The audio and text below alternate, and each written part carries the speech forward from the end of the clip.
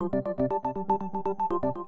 leaders from all three major political parties say they will no longer share their nation's currency with Scotland if the northern country gains independence. The BBC had the story first, reporting UK Chancellor George Osborne would make that promise public this week. Prime Minister David Cameron hinted at the announcement in a Tuesday news conference. I think it would be very difficult to justify a currency union post-independence. The UK's refusal to keep sharing the pound sterling will complicate Scottish independence efforts.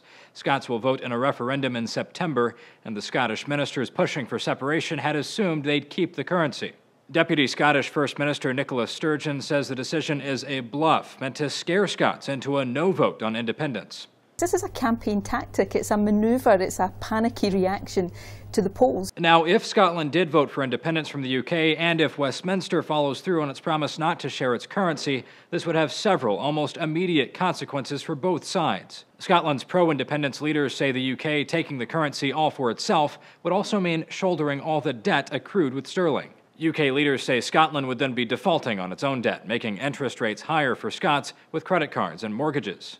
There's also a question of whether George Osborne as Chancellor is qualified to make this decision, or whether it will need to be put to the UK's Parliament. Either way, with this announcement from Westminster, it will be tougher for the pro-independence movement in Scotland to continue promising a seamless post-separation financial transition for its citizens. For Newsy, I'm Zach Toombs.